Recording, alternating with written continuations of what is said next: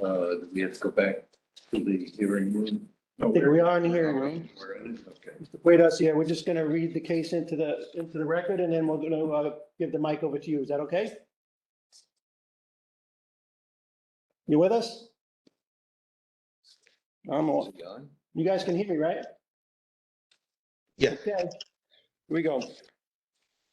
Good morning. This is the October 12th, 2023 meeting of the Southern Region Board of Review. This hearing is being held via WebEx video conference at the Perry B. Duryea Junior State Office Building, 250 Veterans Memorial Highway, rooms 2 and 3, Hop New York, 11788. The time is now 9:19, and this hearing is officially open. The members of the board are Erica Schaub, Andrew Hames, Richard Bavone, Megan Schmaler, and myself, Robert Peterson, Chairman. From the Department of State is Courtney Nation and CJ Ajoku. Did I pronounce that correctly? Okay. We will now hear the scheduled petitions. When you speak, please address the board and give your name, title, and legal address with our court reporter and have all the information requested. We may have to stop from time to time to consult with our technical staff. In making comments to the board, please provide a descriptive narrative on matters referring to your exhibits to enable the court reporter to enter these into the records. The first hearing is in the matter of petition number 2023-0209. The petitioner is Mohammed A. Quaidar, owner. This petition pertains to a variance for a detached dwelling, construction 5B, 2 stories in height, approximately 3,240 square feet in total gross floor area, located at 16 Oak Street, Incorporated Village of Valley Stream, County of Nassau, State of New York. Petitioner is seeking relief from 19 NYCRR Part 1220, the 2020 Residential Code of New York State, Section AJ 601.3, Exception 1, which states space created in basements may have a ceiling that projects to within 6 feet 8 inches excuse me, of the finished floor, and beams, girders, and ducts in such space or other obstructions may project to within 6 feet 4 inches of the finished floor. Existing finished ceiling heights in spaces and basements shall not be reduced. The petitioner is seeking a variance to allow ceiling heights in the basement that are less than allowed. Okay, Mr. Quaidar, you have the mic. Good morning. How are you, Chairman? Good morning. Chairman and the board, I'm here in order to apply for the variance. The reason I'm here is a question was raised by the inspector that why my ceiling floor doesn't meet the standards for floor to ceiling heights. So this is I purchased this house back in 2021, and this is the we did a recent construction during COVID and whatnot.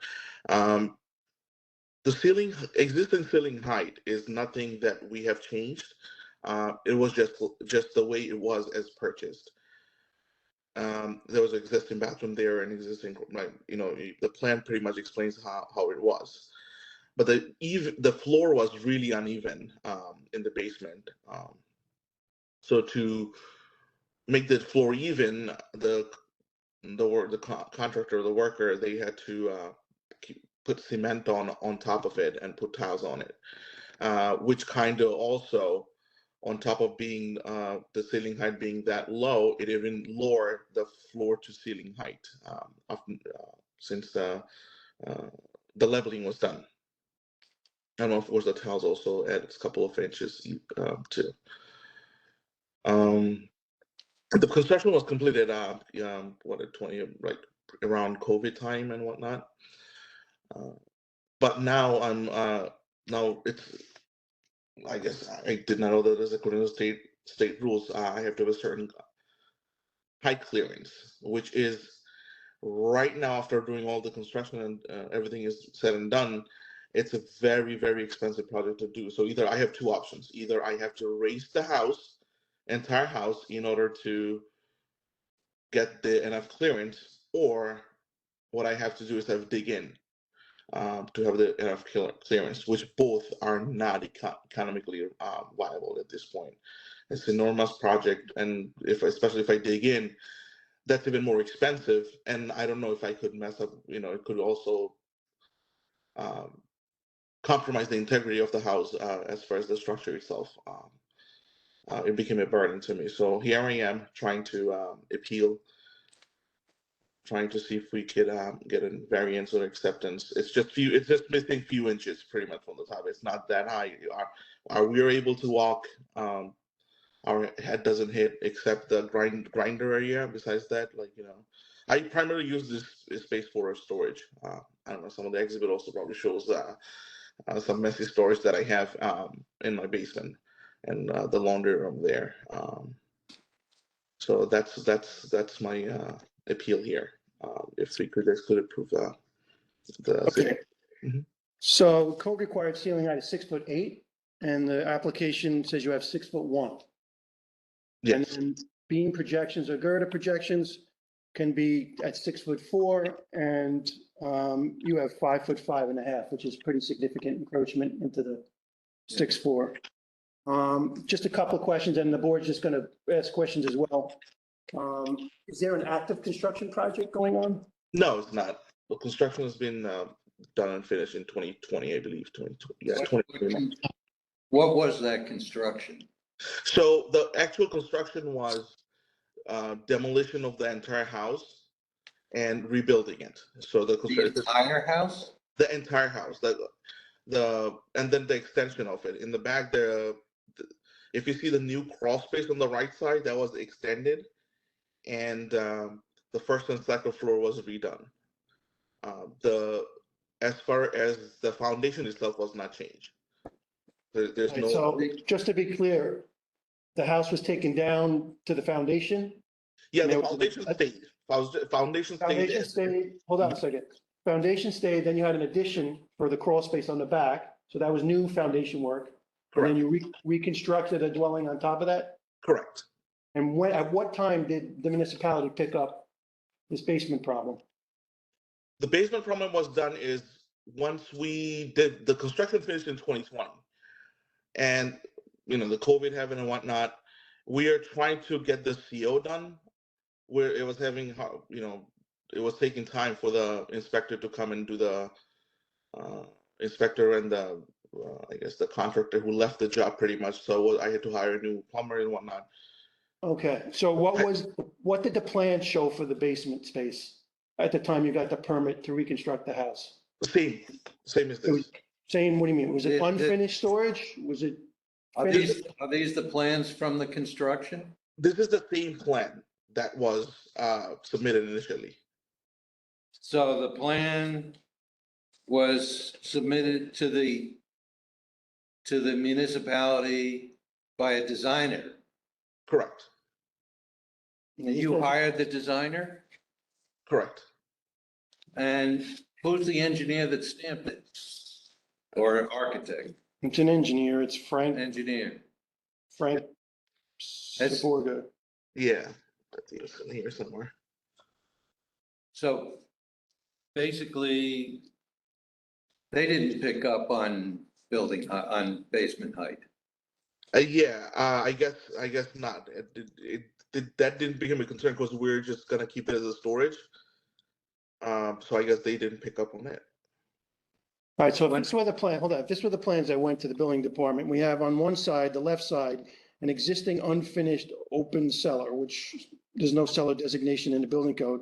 It's a basement. It's an unfinished basement, storage use only.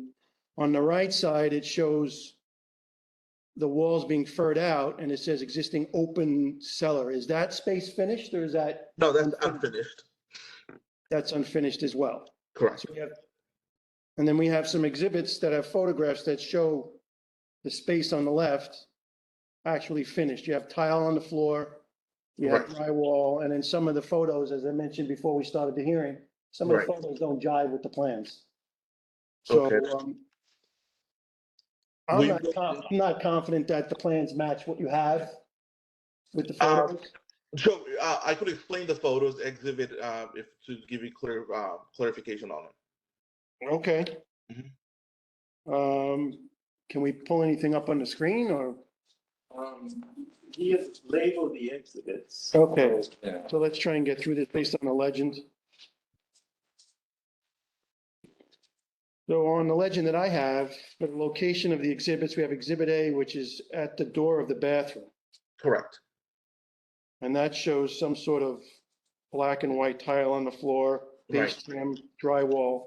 It's a finished space. Is that correct? Right.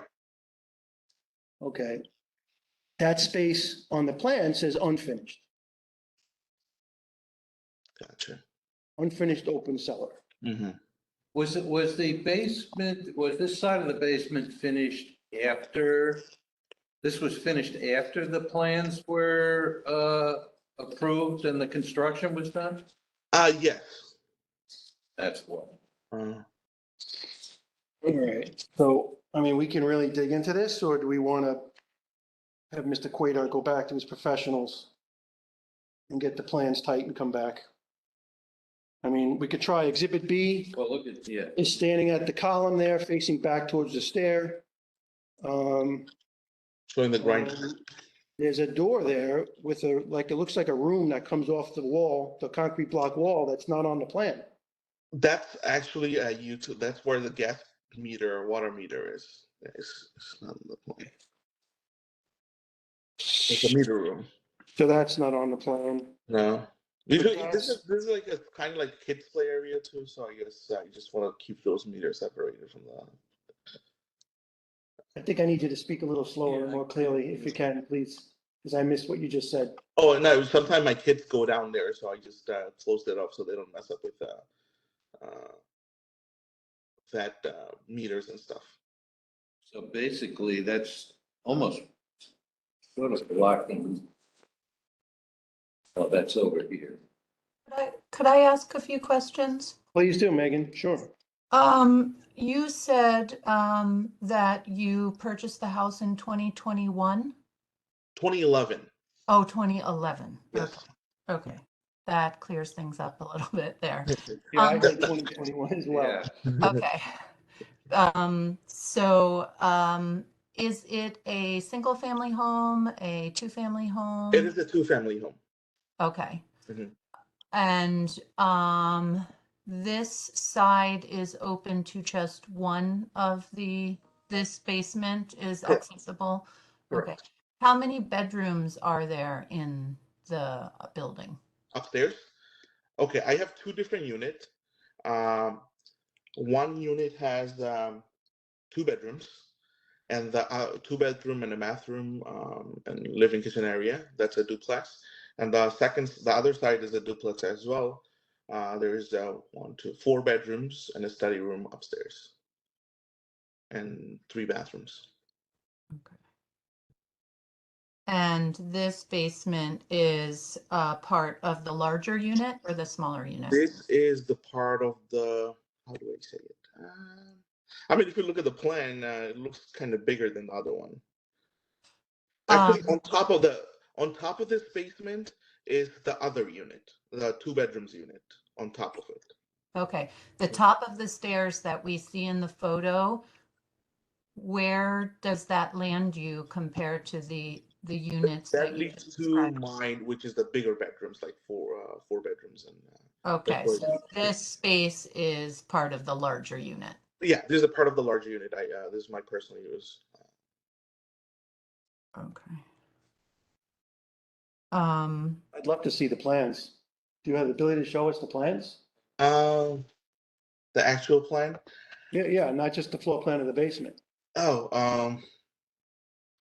I have the version of it, but it's so large that I don't know if I'll be able to share with the email.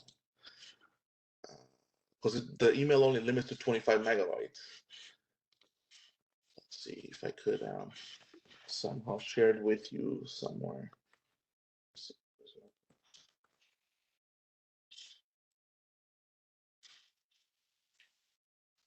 While you're looking for that, what do you use the space for that where the exterior stair enters? Oh, the exterior stair that enters, that also used for it was like a garage before, but now it gets used for keeping our groceries, or it's also storage, you could say. Storage and tools, we keep that as well. Okay, so that used to open out onto grade, onto a driveway. Correct. Okay. So you're okay with that remaining unfinished? Yeah, it's such a large, I mean, it's a large house. I don't need that space. You don't need that space to be finished? It's not Yeah, that unfinished space, I do not need to finish it. The reason why is there is no reason for me to. First of all, it's financial burden, so like to get that done, and then so I'm just gonna leave it as it is, and I don't need to use that space. I just need this. That's the one that's connected with the stairs. That's what I use just for storage, and there's the laundry room and the bathroom and stuff there. That's the only place that gets used. The other use is just the other side is just for the grocery. You have like there's a fridge in there and stuff like that. It's like a garage, and I have all my tools and stuff to keep it right. And on the other side, what I have on my sheet, the left side, which I think is the east side, you would like that to be finished storage? Are you okay Yes. with it being unfinished as well? No, I wanted it's finished storage. All right, so if we focus on that right now, with my line of questioning, the drawings don't show the girder height after the tile floor is down to that bottom of that girder soffit. There's one down in the middle, Yeah. and there's one at the stair, Right. There's one that goes. and there's one that's going east to west. Okay. You have the ceiling height called out as 6'1". Can you tell us what the beam projections are? The beam projection is I think I took a picture on the exhibit has the picture.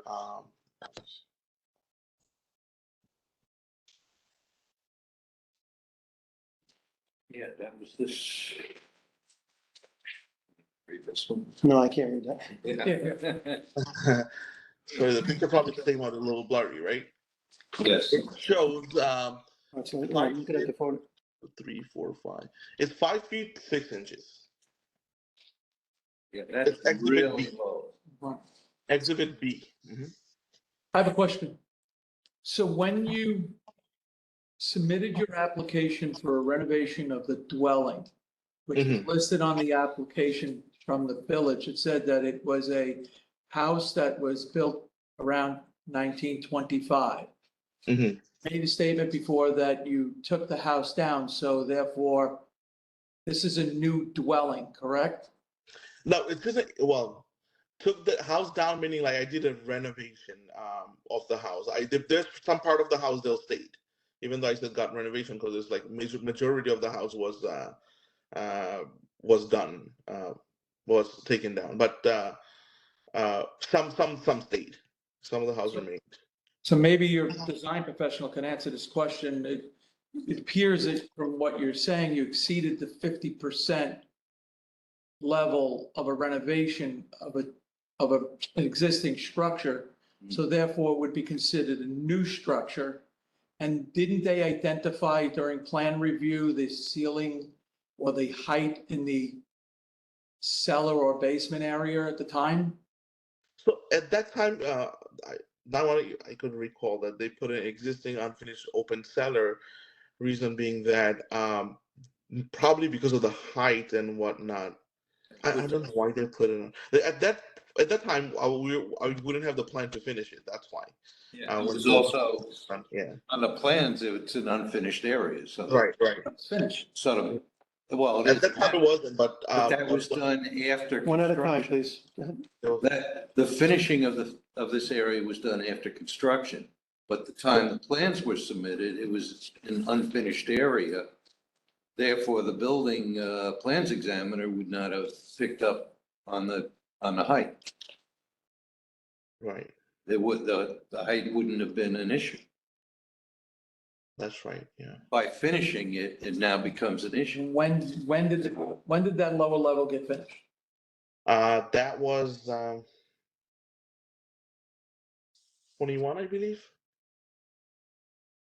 Because in the beginning, I believe when you made a statement that the lower area had a bathroom Yeah. when you purchased it, so from the photos, it just appears that it was finished. Right. It was. If it was finished when you purchased it, did you remove everything and then put it back again? I'm just trying to understand the timing sequence here. So it was done, but it was not done. Well, when I did the basement, when I did finish it, put the tiles on it and whatnot, just I made some upgrades, meaning like fixing the walls and stuff like that too. Uh, and then in the basement, the wall was didn't have any insulation and whatnot, so the cold draft would come through. So therefore, it was necessary for me to, put the walls and stuff like that so that the cold air doesn't rise up, because it's an open stairs that leads to my living room, and the cold draft it gets pretty cold up there, and that's the reason. That's one of the majority of the reason why I had to like finish it, because I needed to properly insulate it. So normally with these applications, we really like to have the design professional as part of the hearing, so we can ask specific technical questions. I'm looking at the drawings and there's so many contradictions to what you're saying that, I mean, we're trying to accommodate you and ask questions to help us understand what's going on, but like the drawings show an existing girder, a new floor. I'm trying to understand the construction at the floor level above the basement in the finished area, and it doesn't make sense to me. So, I mean, we could try and flesh it out now. But I'm trying to understand if we've often asked for the girder to be raised and put into the floor system, so that 5.5 could be maybe 6 feet. It's Are you gonna be. able to answer those questions? You know, 'cause Yes, you have I will be able to answer that. The girder, we will not be able to raise it because the girder actually sitting on top of the foundation, right? I mean, you it's can the have, LVL that went through it, right? It's the LVL that went, it that's the doesn't, girder. it doesn't say LVLs, it just says existing I mean, girder. I just said LVL. No, that's not what I meant. LVLs are on the other basement side, Right, the the other side, unfinished yeah. one. Yes, unfinished one, correct. So hold on, so the floor system says 2x10s, existing and new, on each side of the girder. Right. And then it says GC to replace oldest floor joist with new 2x10s, that's 16 inches on center. The girder's not called out.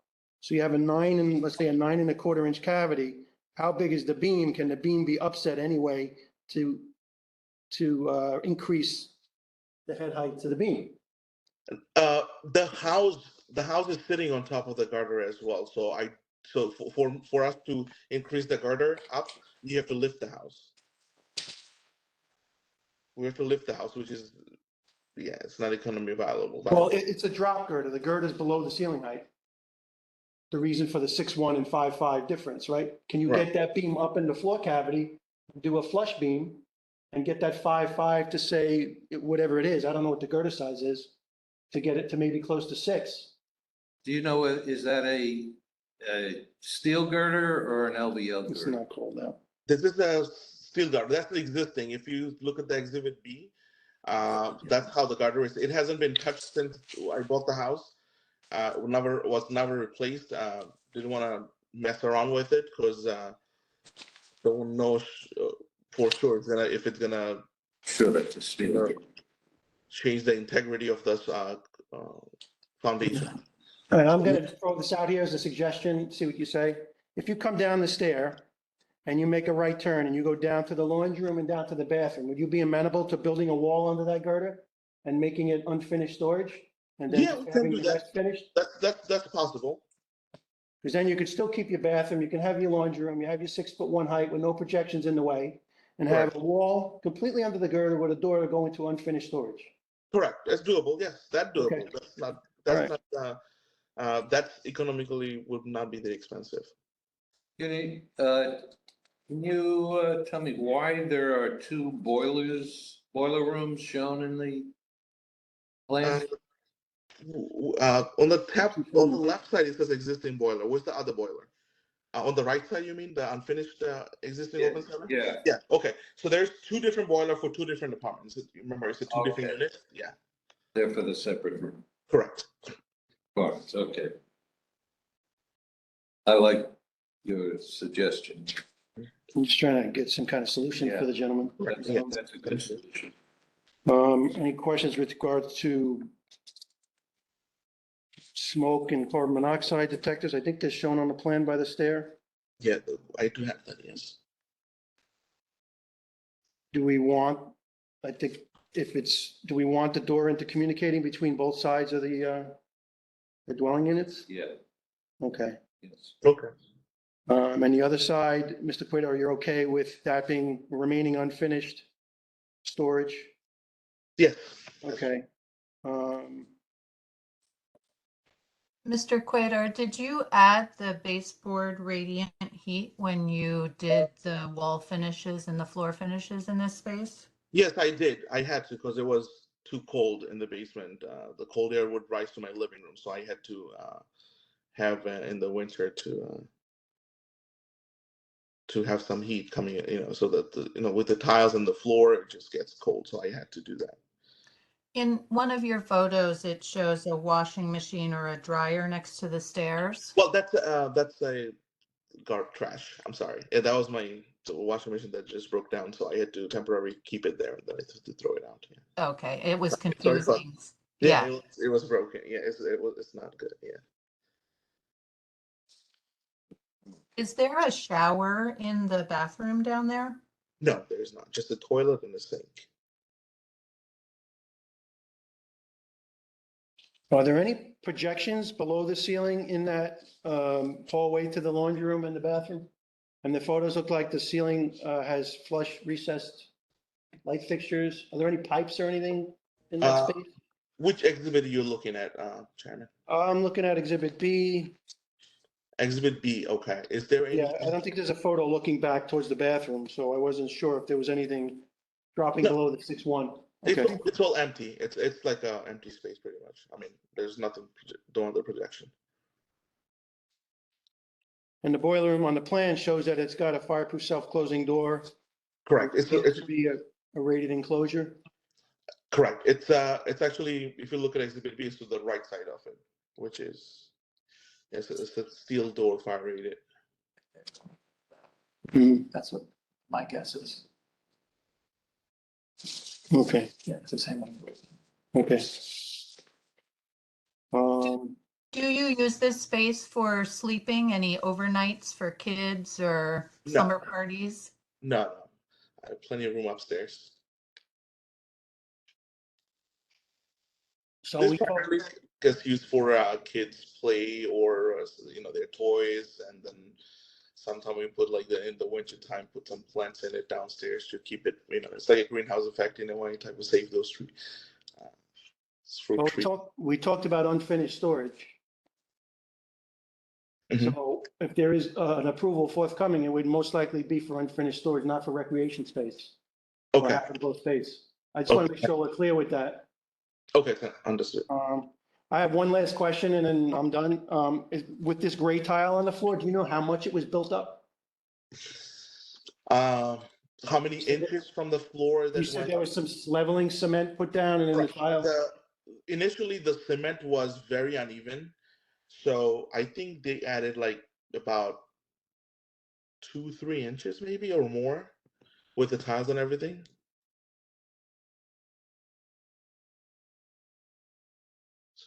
All right.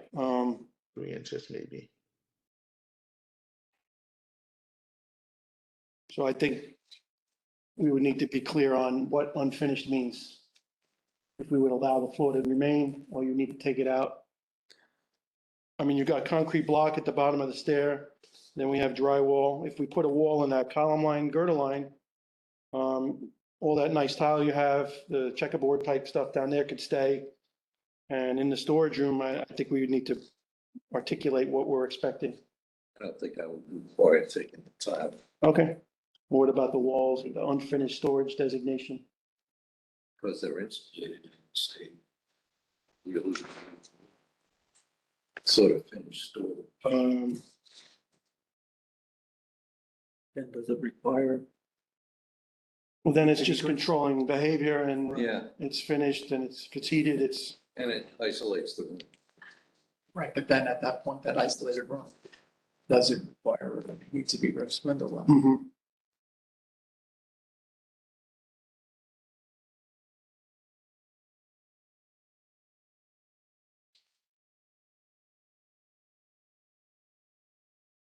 So how, I think the wall, I'm putting the wall under the. well, but this space is finished.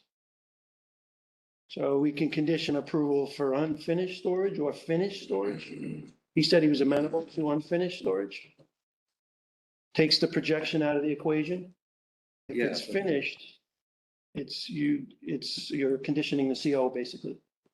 And the locals Yeah. gotta regulate it. But you're creating probably a more dangerous condition now that it's, Well, Close. potentially, yeah. well, I mean, I'm willing to talk this out. You guys want to go back Yeah. and deliberate on it? Any other questions? I mean, at this point, it's whatever is economically viable. It's not primarily this space gets usage for is a laundry or storage for the most part. It's not habitable. No one stays down there. So any solution that is economically viable, that's what I'm looking for, actually, to be honest. Understand. And that's why I made that suggestion of just maintaining that finished hallway. Mhm. So you can use the laundry room and the bathroom.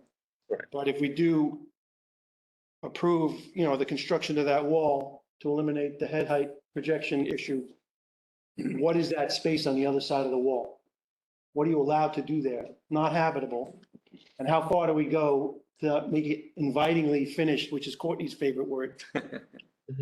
To attract, sleepovers, kid playing, recreation space with no means of egress out of that space.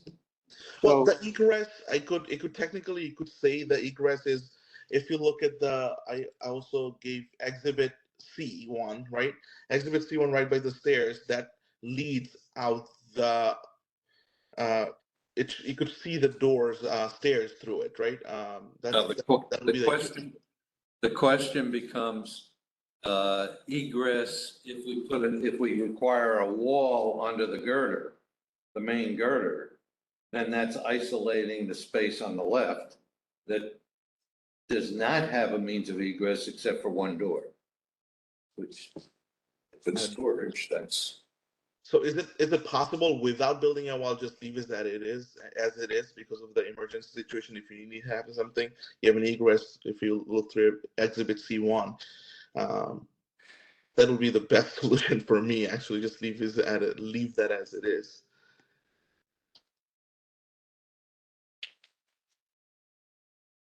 That way, we're not blocking. If there's an emergency, we could just go straight down through those doors. We don't have to worry about having another door or whatnot. With a lot of padding. yeah, I mean, maybe where you have, Because this is not somewhere we just no one goes besides me, my wife, when we go use the laundry or if we need to use the bathroom downstairs. That's the only time we would go downstairs or the kids up and pick up the toys and whatnot. So height, the head clearance is not. It's not. We're used to it, so it's not something that we're gonna bump our head. If you look at Exhibit A, well, I have the picture with the scale on the left side. If you look at the picture of the bird, that's the girder actually. So I put some label in there just to give him visual reminder that, hey, there's a girder, so don't hit your head on it. And I also have a cushioning with it. I don't know if that helps me with the appeal, but I also have a foam safety thing just in case if you forget about that. There's like a visual cues like, listen, there's flowers, don't hit the fly, don't hit the birds. I'm going to make another suggestion. Just try and help you out. And I'm only speaking for myself, nobody else on the board, but on the legend, you have Exhibit B, there's a column right there. Exhibit B. Yes. So from that column to the north foundation wall, Mm-hmm. can you raise the girder at that point? That girder goes all the way from there to. Yeah, but you can cut it. You can cut it at the column and just upset just that 4 or 5 foot, do like a couple of LVLs up, put it up get to the 6'1", take away that low projection, and then the rest of that girder line is wall and just leave it open. So But leave it that's- open, and then I would be potentially okay with you keeping it finished storage and then just having that second way out to the other side with a 5 foot opening with no projection issue. That's just me. So that meter room in the photo is there? Yeah, Does that get in the way of your idea? I think it restricts the opening a little more. I mean, I can't scale it from a photo, but it looks like it comes off the wall a couple of feet. But the column doesn't look like it's in the same location as the plan. Yeah, is the column in the photo that first column in the plan or the middle column of the plan?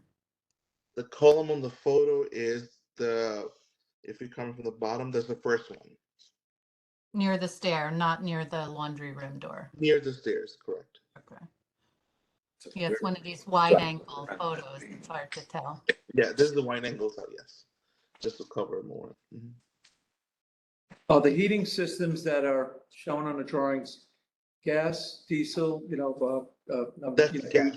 oil, both gas, direct Both vent? gas. Both gas, Direct vent? they're hydronic system, gas, and then the wall system, the combi unit. But do you have a chimney on the outside or direct vent? There's a direct vent.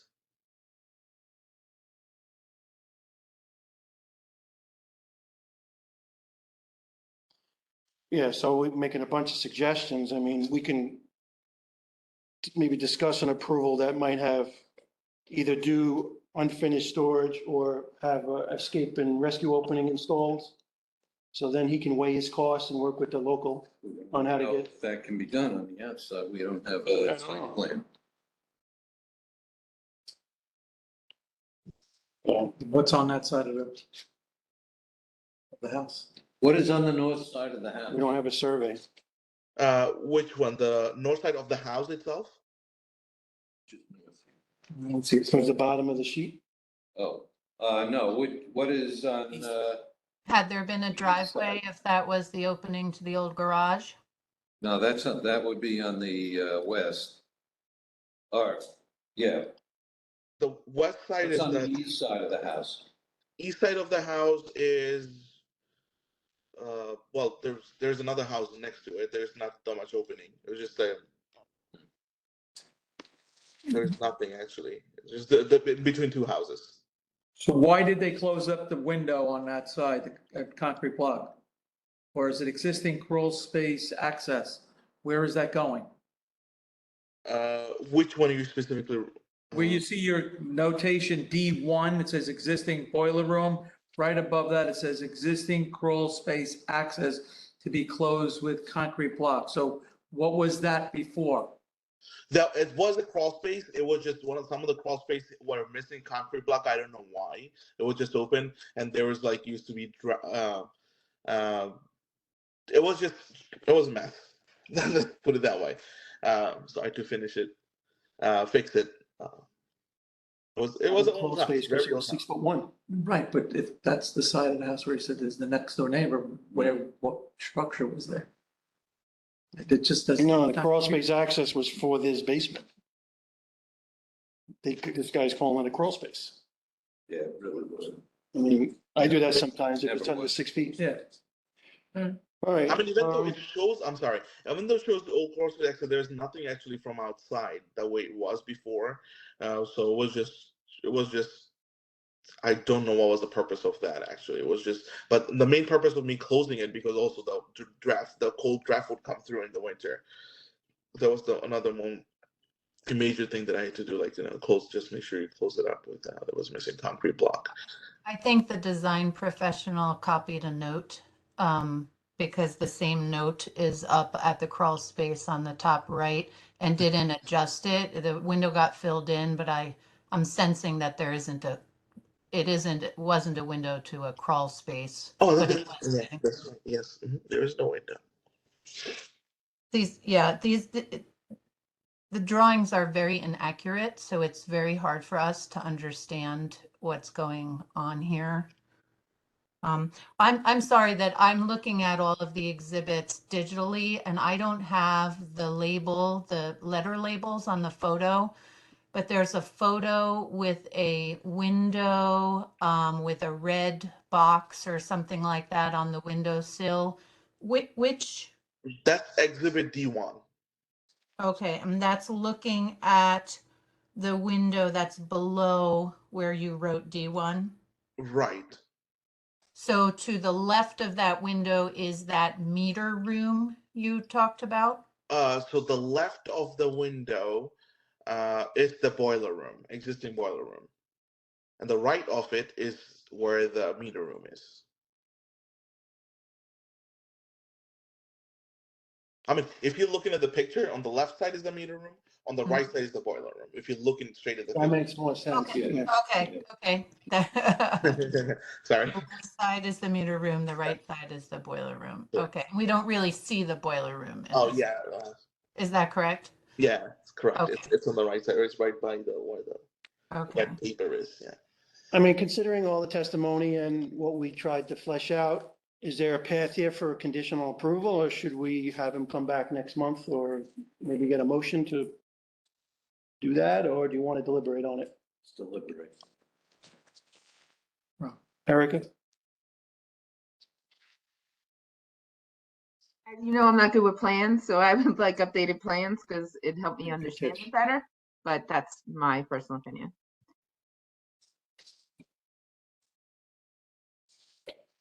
All right, what exhibit is that? C1?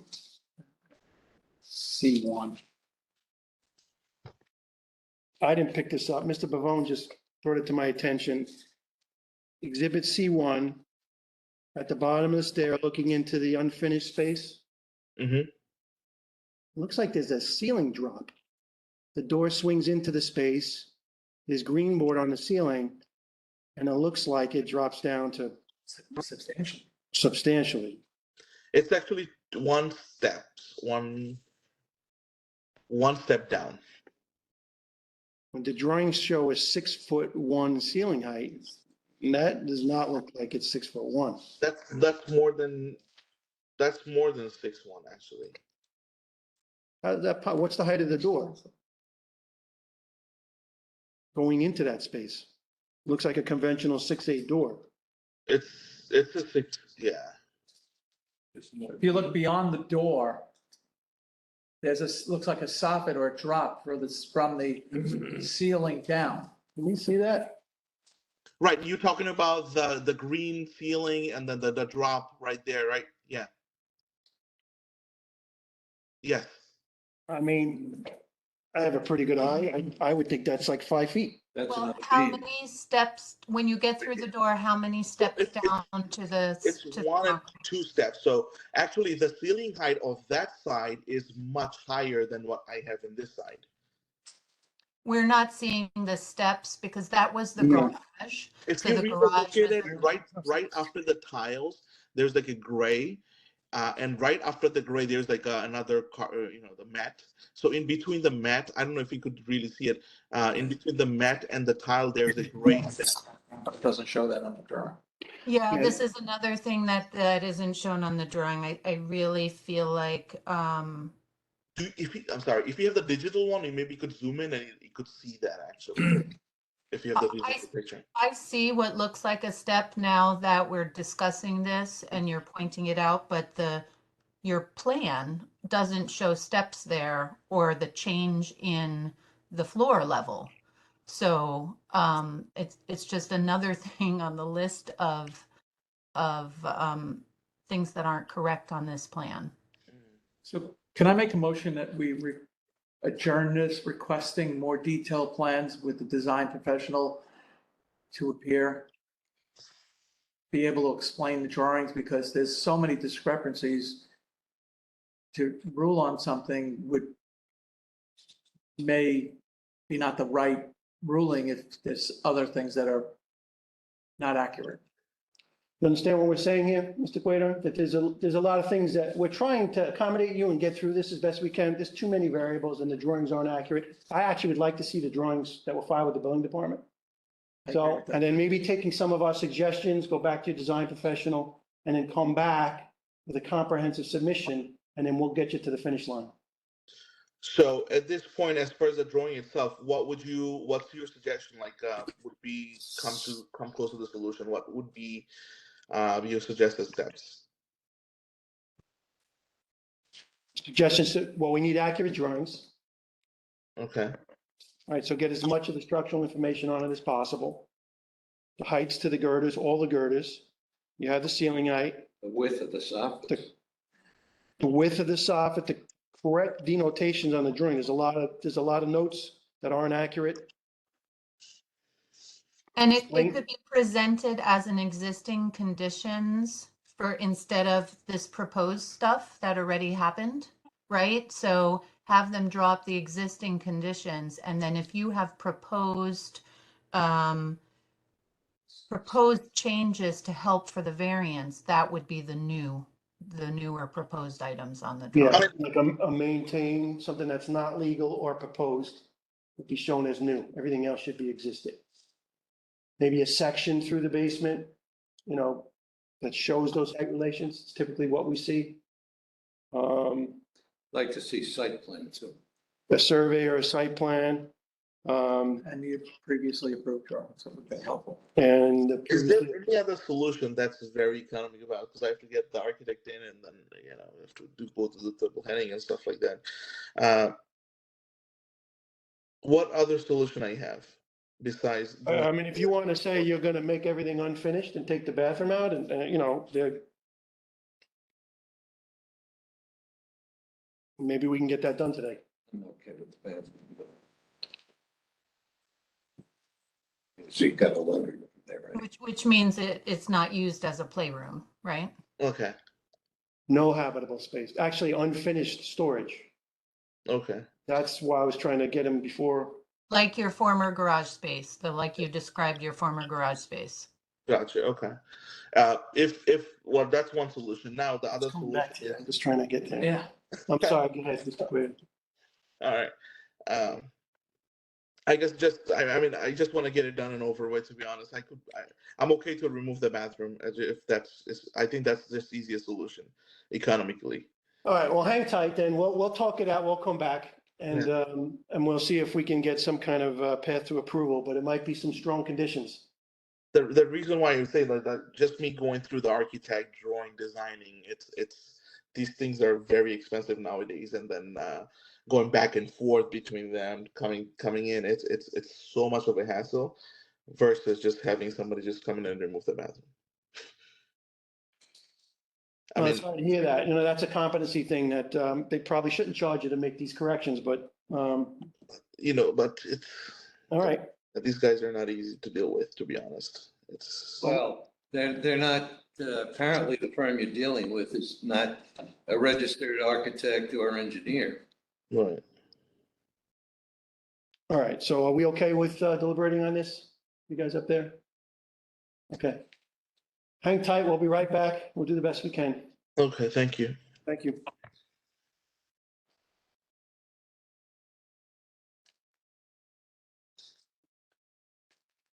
Mr. Cueto, are you here? Yes, I'm back. I'm here. Okay, we talked this out quite a bit, and we're having some difficulty making some really good factual findings on the case to be able to approve it with conditions. So to avoid, you know, we had a motion on the floor to adjourn when we were in session. And to avoid a denial, we would like to give you an option to come back with some better plans and more accurate information, so we can try and get you an approval. If that's not acceptable, then we're on a path to denial today. So, Mr. Pavone's motion was on the floor to adjourn. If I don't get a response from you, I guess we'll have a second on that. I'll second. Go ahead, Mr. Cueto.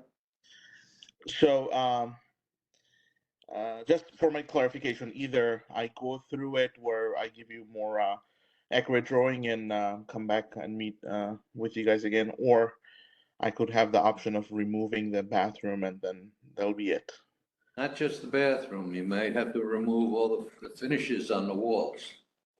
That's gonna be, that would be a building department, the authority having jurisdiction, Yeah, the building how inspector they could deal with it. communicate with Mr. Nation on exactly what you would need to do not to come back. Mhm. Well, he should know, but if he has any questions, he can call the regional office, but either be that or come back next month and we'll see if we can talk this out further with more clearer information. Okay. either way, what I'm looking is my goal is to the most economically viable option, right? So if I have to remove the bathroom and all the finishes of the wall and stuff like that, I think that will be even more costlier of an approach versus going through the Yeah, if drawings you're again. having problems with your existing design professional, maybe it'd be prudent to go to another firm that's, more competent, that they could put something somewhat quick together with your old plans that you have from the building department. That's just a suggestion. Or Uh-huh. call these people back and we can tell you what we're looking for the best we can. Right. Take some notes and then have them come back with updated drawings. All right. So I'm ready for the. Mhm. And maybe they could come up with schemes to mitigate these issues too. An architect should be able to address this to some degree. Yes. We discussed raising the girder. We discussed putting a wall underneath to remove the projection. We discussed upsetting a portion of the beam and getting these drawings accurate so it doesn't confuse the board. Because we're really Mhm. trying to help you, but we're just not clear on all the facts. Gotcha. And the other thing that you mentioned about the stairs on that, it just needs to be in the plan pretty much, right? Say again? I didn't hear you. The stairs that you mentioned that's leading out to the other uneven floor, that needs to be in the plan itself also, right? The steps. The transition between the finished and unfinished space, yeah. We'd Uh-huh. want to see a section through there. Okay. Also, by the way, the outside stairs need a rail. Right. Yes. That's in the plan. We just didn't. If you look at it, the rail's still unfinished, so it's work in progress still. Okay, with that being said, we have a motion from Mr. Pavone to move and adjourn. Can I get a second? I second. Mr. Hames, second. All in favor? Aye. Erica, I. Erica, aye. Megan? Megan, I. Megan's on board. So moved. We'll see you hopefully next month. Okay. Let me just go through some of my items so you have it. If you have a piece of paper to write Sure. this down. I'm ready, sir. Okay, we need, it would be great if you could provide the entire set of building plans submitted to the village for the new construction. Mm-hmm. Any sections, building sections through the building to show the projections specific to the structural information. And the ceiling heights to each beam projection that you're seeking relief for. A legitimate site plan or a survey, so we could maybe discuss a potential emergency escape and rescue opening location. The drawings must show accurate existing conditions. And Megan had mentioned earlier how to show things existing and proposed. That's important. That's what's confusing us mostly. Okay. And as much clear information as possible, you can provide in that basement with regards to use, wall assemblies, stuff like that. Existing conditions. It's really conventional, like drafting 101 stuff.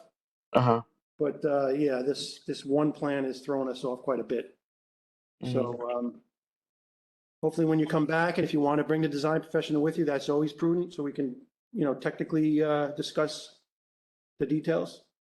Okay. Anything else, board members? Previous plans, did you say that? Yes. Okay. All right. So as far as the planning and submitting all the plans and stuff like that, I have to speak with Lola about that, right? Yes. Okay. Okay. Thank you. See you. I'll see you soon. Thank you. All right. Bye. Bye-bye. Okay.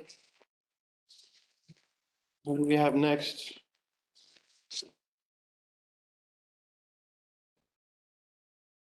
Russell Koning? Yeah, this is Ben Compton from Joe Bell Architects representing Russ Koenig. I'm sorry, I missed your name, sir. What's your name? Ben Compton, can you hear me? Yes, how are you?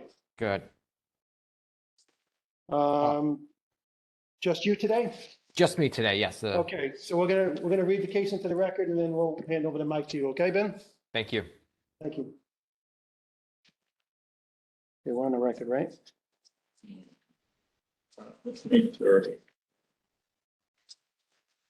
Yes, we are on the record. Thank you, Josh. All right, second hearing is in the matter of petition number 2023-0234. The petitioner is Joe Bello Architect for Mr. Russell Conan. This petition pertains to variances for detached structures that are accessory to a two-story high dwelling of construction type 5B, approximately 3,000 square feet in total gross floor area, located at 336 Clarks Avenue, Town of Oyster Bay, County of Nassau, State of New York. Petitioner is seeking relief from 19 NYCRR Part 1220, the 2020 Residential Code of New York State, Section R302.1, titled Exterior Walls, which states in relevant part that construction, projections, openings, and penetrations of exterior walls of dwellings and accessory buildings shall comply with Table R302.1, Section 1. The petitioner is seeking a variance to allow accessory structures on a property to have fire separation distances less than allowed by Table R302.1.1. Okay. It's Ben, right? Yes, yes. Okay, Ben, you have the floor. Thank you. If it's going to be easier, I can do a screen share and kind of go through the PDFs. That might be easier, even if you can't see me. It may be easier. And then Joshua, I will try and do my best to describe what the rest of the board is looking at. Yeah, I have poor eyesight, so I'm not seeing, going to see the PDF too well, but I do have the exhibits here. All right, that's fine. Give it a shot. Yes. All right. So part of the petition, I think the easiest way to go through this is actually going to be to kind of go structure by structure, if that's all right with you. Just because there are four structures, three really in question. The detached garage, we can meet the setbacks, but just kind of want clarification unless the building official decides to come back with questions on it. So in regards to this, as you read in, it's separation distances in regards to the building. We'll go from the easiest to the hardest. The detached garage, we're going to be able to comply with the setback simply by making the wall fire rated and then fire blocking the soffit. So that when, unless the board has a question on that structure, let me see if I can pull up here the drawings that we had for that. I don't know if we had one specifically for the garage. And if you could touch on what the code requires and what your deficiency is? So the garage, board the code, understands? the code requires a 5-foot separation with no fire rating. The structure itself is only 2.5 feet, which means that the structure is going to have to be fire rated on that one wall. The new drawings that will be submitted to the town based on what happens here today is going to basically fire rate that wall and then provide the fire blocking within the soffit to actually bring that structure up to code per the table. And what about the projection? Okay. Sorry. Go ahead. Go ahead, Andy. Was this garage a separate construction project that was submitted for a permit? So the overall project was basically the homeowner is trying to get an in-law suite, take care of his daughter, basically, that has lupus. So they were trying to do this, and they were trying to get this garage on there, for reasons for being able to park cars. When they went through that process, the other structures on the site were brought up as objections, and so now they've gotten the variance approval from the town for zoning for all of these structures, but now it's back with the building department to basically get their sign off for the permit. And their last remaining objection that they have is the separation distance here. So they don't actually have a permit to build the garage yet? you're saying? Not yet, not as of yet, no. But the garage is half built? The garage is, yes, the garage was started without a permit, and it will now be basically, the remaining footprint will basically be enclosed. But again, that one in particular, we can meet the requirements of the table. I just wanted to bring it up for clarification because it Oh, was. Ben, Yes. the garage is a behemoth. It's tremendous. So So the he garage, decided the garage. to so build part that of- without a, go ahead. Yeah, so this has been ongoing since 2019. So I think at this point he's learned his lesson. The garage is actually being reduced to a 1-story garage. per the permits, per the new thing. So he's taking a story up. It's going to be a 1-story garage. And part of that is that he was trying to create a separate apartment for his daughter up there. That's why now there's an addition on the home to make it more of a traditional in-law suite with attached to the house, with the garage being separate. But as he has piles, foundations, a lot of investment into the garage structure itself, and still wants a garage on the property, he's, going to be basically modifying it, taking out the 2nd story and then putting a roof on it to make it a more traditional 1-story garage. Yeah, so he started without a permit, got caught, got a stop work order, went to file, everything else came out in the open. Everything else, that's exactly Yeah. right. Everything else So came what- up. What is this 1 hour separation going to be comprised of on that side?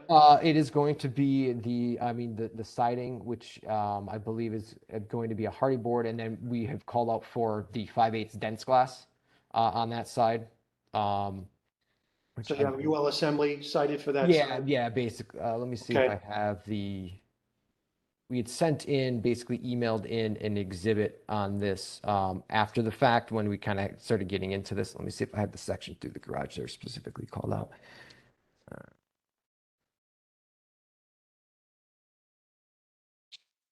I know I have it in a sketch. I'm just not sure if it's in this particular drawing, but basically there is a UL rating for this wall assembly that we'll be referencing, the 5/8 dense glass, but per UL 305. So that'll comply. So that will comply with the 1 hour fire And rate. then the projection, you're going to block it at the eve line, and then the projection's going to be what? And then the projection is only going to be 12 inches on that side. And is that what you're seeking relief for, the 12-inch? No, this is just, we're not seeking relief on this one. I want clarification from the board on this matter that this will meet the R3021 requirements, because it was one of the objections that was brought up by the building department official. So I'm just trying to get it on the record that the board agrees with this assessment. If something needs to be modified, we certainly, in your opinion, will certainly, make those adjustments. But Are you rebuilding that projection since it's going down to a 1-story? yes, that projection is going to have to be rebuilt. Yes. Why can't you just make it a flush fascia line? It's for the aesthetics on the front of the house, just to make it, it's a, basically, it's the aesthetics on the front of the house rather than. It's a garage, so, Again, but it can be made to comply per R302 as long as it's fire blocked, is my understanding. But does it comply with the variance for the zoning? Because it's over that 2'6". Yes, these drawings, the drawing and plan layout, as you see, was approved per the zoning variance. Because the zoning code allows for projections up to, I believe, 18 inches, 18 inches or 2 feet within the setbacks, and the setbacks go to the wall itself. So I'm confused. Is this an appeal of the code official's interpretation? No. No? there's, yeah, Hold on, Ben. The board, the table R302.1 parentheses 1 does not allow any projections that come within 2 feet of a lot line. So if it's less than 2 feet from the lot line, it doesn't meet the code. If those projections come within. Now, I guess the survey that you showed what? The walls being 2 feet away? so 2.6 feet. So we would have to reduce, what you're saying is that overhang should be reduced to, say, 6 inches. It would have to be only 6 inches. Okay. If it's going to be 40. Got it. The other thing is, I believe that the plans show existing detached garage, so it's really not existing. Although it's there, you're proposing a different garage. Yes. Clarification, your drawing should probably note that, because so there's no misinterpretation of what may be granted or Yeah, so- recommended by this board. Got Yeah, it. we'll do the findings that on testimony, he actually is bringing it down to the 16.1 foot ridge height? Yes, so right now it's a 2-story. It's going to be a 1-story. So the garage One-story itself, garage.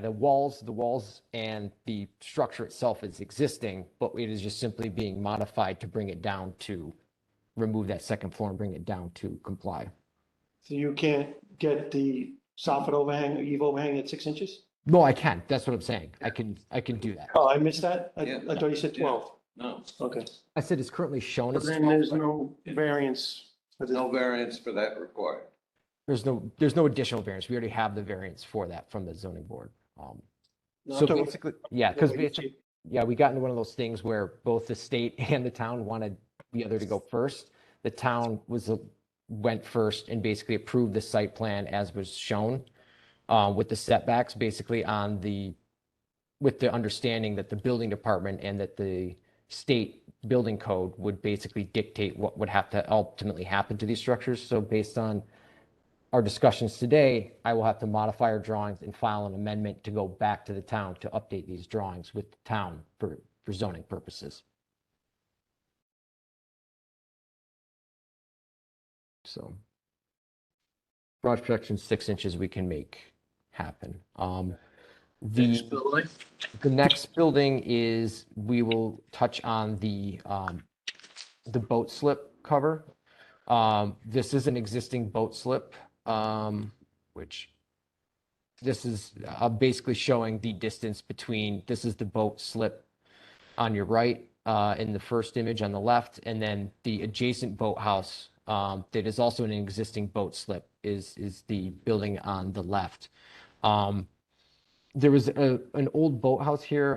I don't know if I couldn't get any official records of it, but the boat slip itself has been there for basically when the owner bought the property. And then this is the boat slip cover. Again, the distance on that is closer to the property line than is allowed. The abutting property structure, that's a boat slip also? It's a boat house. That one's actually a boat house, but it is a boat slip cover underneath. What's on the second floor? I believe there's an apartment on the second floor of that one. There's some sort of living space over there that was questioned by us and brought up, but they apparently have approval for that as an existing use. And again, both boat slips have been there, I believe, for decades at this point. It's just simply the covering of those boat slip covers. What kind of siding is on that adjacent building? That I am unsure. We have an exhibit. It looks like vinyl. Looks like fine. It's yeah, vinyl or could be aluminum depending on the age, but yeah, it's going to be vinyl or aluminum. But again, And obviously, go ahead. And what's the relief you're seeking on this roof over? It's the same separation. It's a fire separation to the structure itself. To the property line, it's right on the property line, just based on where the structures are. Or pretty close to it for it's only 2.5 feet basically to the posts themselves. And then the overhang obviously projects much closer than that. We got an updated survey here, which identified the adjacent boat slip cover. But it's within a few inches of the property line for the overhang on that. And are you proposing any changes to that roof? So there's two different options we were looking at. One was to fire block again, but it's an open woods, it's an open structure with a couple posts, it's not like a wall or anything like that. So I'm not sure how much that would do. The other thought was we could wrap the soffit in dense glass to create, I don't know if there's going to be any exact R value for a soffit like that, or sorry, UL listing for a soffit like that, but I did speak to the owner about the potential of wrapping that soffit with a dense glass covering to create some sort of fire protection on it. Ben, there is a product on the market. I think Flame Off makes the intumescent paint. You could paint on the structure, which I think at exterior, you have to cover it. So maybe you did the intumescent paint and then clad it with AZAC or something like that. And that would give you a fire rating probably on the posts. And Does that intumescent work on wood though? I mean, Yeah. I just haven't researched enough, but. Yeah, I think it does. I think I've done it before, and it's specific applications for outdoors, but it might be something that you can look into. With that pressure treated wood is probably. Yeah, I think you gotta paint it and then wrap it to protect it from the weather. Okay, so you talk about the entire structure, we'd have to paint and I wrap. was just talking about the side. I'm thinking just the above this long beam. Did I hear him incorrectly? The posts are also in the, The posts The posts are issues. It's right on, it's right on the property. yeah, The posts are 2.5 feet away. I mean, it's slightly angled, so they go further away, but towards the one end, it's basically the one post is roughly 2.5 feet from the property line. But again, these structures, this is where the boat slip, they put the boat slips back however many years ago when they put them in. And the So boat we house have- is there. We have two fire officials here. You have a boat fire, the roof goes up, you get conflagration, the apartment next door goes up, and I'd be more concerned that the people living above that abutting garage, Yeah. if that went up. yeah. But, and doing something with the posts. not doing it. Yeah, Right. both of them. Correct. Okay. well, it might just fall down, but you're right. Well- It'll burn. Yeah, I could see covering this, the soffit and fascia area above, at the roof. Why don't you just took it down? Solve your problem. No, that's what the client doesn't want to do because obviously it protects the boat in weathering and stuff like that. And the longevity of a boat, it being exposed to the sun and the elements is the obvious concern there. People cover their boats, right? In the winter. Well, I mean, the only option is to sprinkle it, right? Like, I mean, which we're not gonna do because it's outside. yeah. About constructing it out of steel. Again, I would have to go back to the client, but again, it's a cost thing. He was looking to not have to incur a large cost on this, to try and To rebuild this reconstruct structure. non-combustible construction would definitely solve the problem, but I think it would be more expensive if you research that fire-rated paint or take the thing down. I mean, if there's a different path of conditioning it, I don't know. I just see the boat being the issue. I don't know if the structure, I mean, how many years is this boat slipping in? If it's an older type property, that was common back then, and I'm not saying it's right. But the distance separation from the other structure to me is pretty close if the boat goes up. Whether there's a roof on it or not, it's still gonna cause damage. I have a tough time sympathizing with people that do work without permits like this, Well, the You boat could slip self-create hardship then. the boat slip was there. But the the boat roof slip- he over didn't- wasn't. What's that? The roof over wasn't, right? He built it without a permit. Apparently there was originally a boathouse there, but I'd have to get information to come back to you. So, okay. So if we can find a way to fire rate the structure accordingly, you would be open to it. Let's be specific. You talking about the entire structure or just the? The area, portions that are- the area that's within 5 feet, it would be the areas within 5 feet of the property line, correct? In the strict letter of the code, yes. I'd be Is that correct? okay, Gordon? Yes. I'd be Yes. okay with just the, The overhang has to be cut back if it were to comply with the code. Yeah, cutting back the It's not- overhang, I would. One Yeah. at a time, please. Well, nobody. So what were you saying, Courtney? Cut it back? Yeah, code compliance in this case would make the projection 2 feet away from the lot line. And the posts are 2 And the foot 5, only 2 feet? and they would need to be 1 hour rated if it's less than 5. Yes, Okay. all portions less than 5 that are. The rafters of the roof, stuff like that.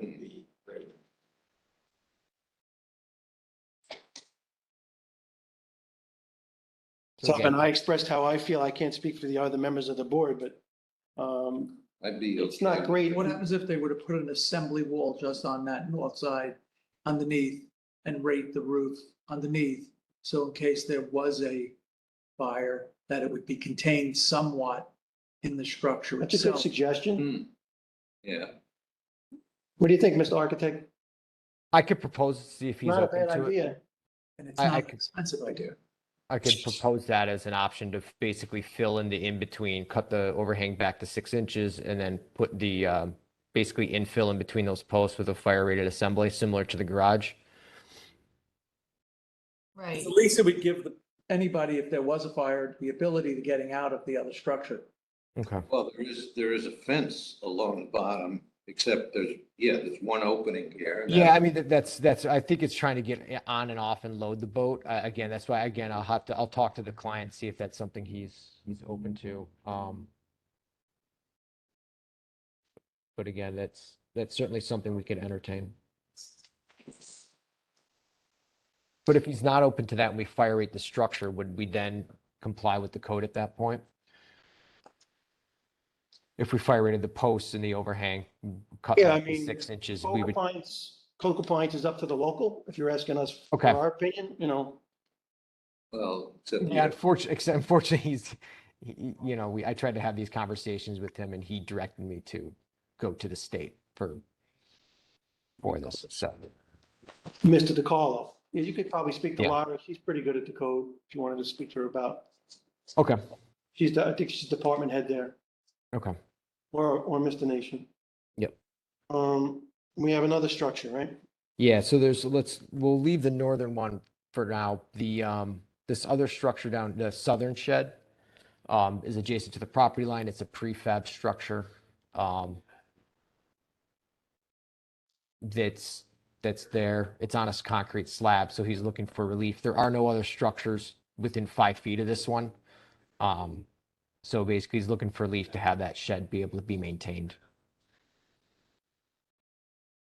Why can't he move it a couple of feet north? He can't move it a couple feet north because of there's limited, because he's up against the water, he's quite limited.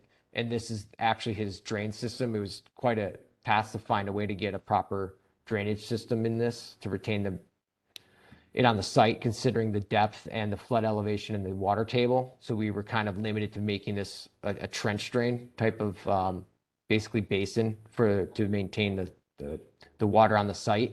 And so shifting that then starts to encroach on basically the drainage system. Additionally, there is a concrete slab already there. So he would have to basically bust up the one that's there. And so that's, Do you have any pictures of that I could take a look at? yeah. Thank you. That's the north. This is the shed itself on the south. So the property line's there. There's a shed. And then this is where the trench drainage system will be going just to the left of it. What is between that fence and the pool? In the aerial photo, That was it my does not look That- like grass. That I'm unsure of because when we were back there, I'm not sure what that's back there on that structure, but that obviously has not been approved if there's anything there that's not like, I'm not sure what he has back there. I know what you're talking about on the aerial photo. It looks like there's Yeah, something there. it's And where I'm- you're proposing your trench drains, so. Yeah, so all of that stuff's gonna have to, all that stuff's gonna have to come out then when he puts the trench drain in. Again, he's trying to get it approved to make the site that we proposed with the town. As far as, Courtney, does a 105 square foot shed require a foundation? Is that a loaded question? You know, it has to be engineered. In my opinion, it can. I was just talking about code, like under 144, is there, because then you could just move it over, do some earth anchors and get the 5 foot and call it a day. Right. You know, it doesn't seem like a big deal. Except if you want to put stuff in it, you don't want to walk in and have half a slab underneath. You could do grab, Wow. or extended slab, I don't know. Use storage. it's gonna be difficult to move it 5 feet again because we'd be encroaching on the drainage system. And that's the concern. Is there a valid 4-foot high enclosure around the pool? There is. Fence, I'm seeing fence heights of 310, 2. So there's what's not shown in the picture. Yeah, along the property line, there's a fence that's kind of behind where the picture's taken, up further where the house is. And then on the other side, there's the fence that runs along the back, but all that, the fence on the north side has to get modified for the addition anyway. So there will be There will be a 4-foot pool fence going around, correct? there will be, okay. With approved gates and locks and all that. All that, yes, yes. So that's it, right? The other shed's coming out. Well, that was the question. He doesn't want to take it out because that's currently where he has his pool equipment. But again, we had spoken with him, and then one of the things we had sent later was I spoke with him about relocating that equipment basically into the garage. And so if you know, if we're not going to get relief on that one, then there is at least a backup. The north shed. For the north shed, yes, there is an Yeah. alternate where we basically have taken that equipment and now we're gonna, again, this is where we have to file back with the town for an amendment, but then that equipment can get relocated Okay. into the garage. But that one can be relocated. The boat slip is the one that's, you know, we can't exactly relocate that so easily. Its location, so. The resin sheds are prefabricated. Are they attached to, I mean, can they be lifted and moved separate from the pool equipment? Can the shed structure itself be moved away from the fence line and leave the pool equipment in place? Well, I think he uses it year round. It's heated. And so you need basically some sort of insulated enclosure so that way the pool heat can work, is my understanding of it. So that you know, so that it doesn't freeze. And so he uses it in more inclement weather, is my understanding. And so he needs some sort of insulating structure around that of some form just to keep it, you know, stuff from freezing. So the pool equipment fills that shed? Fills that shed, correct. Okay, At in least the to one use- plan, it showed just one little piece of equipment in that shed. Yeah, there's more. We didn't get an exact calculation for all the pool equipment that's in there, an exact accounting of every single piece, but there is multiple pieces of equipment with the filters, the pumps, the heaters, and all that information. So that pool being used all year round? I am not sure. I know that he has the heater there, and then that he wants to keep that in enclosed space because it's separate equipment and he doesn't want it freezing. Yeah, but normally when you close up a pool, you empty all the water out and just shrink wrap all the equipment on the outside. Not necessarily, you don't, I don't, never empty. No, just below the skimmer line and. Yeah, Yes. but I mean, Yeah. the equipment itself just gets disconnected and you shrink wrap it. Yeah, but he may be using it like into the winter if it's heated. But, yeah. No, but we have a proposal here. You got a 990 square foot Yeah. garage. You know, we have drawings to show it relocated. Equipment in the garage. You know, take the shed out and we're good. Yep. Makes sense. We'll move the shed. and we're good. We're moving the shed in the compliant location. Yeah. The So board have any other questions? dealing with variance related. Basically, our variances are limited to the boat slip cover and the Correct. shed on the south side. Correct. That's it. I don't have any further questions. Thanks, Megan. Erica? Okay. I'm good. All right, Ben, sit tight. We'll be back as soon as we can. Thank you. Thank you.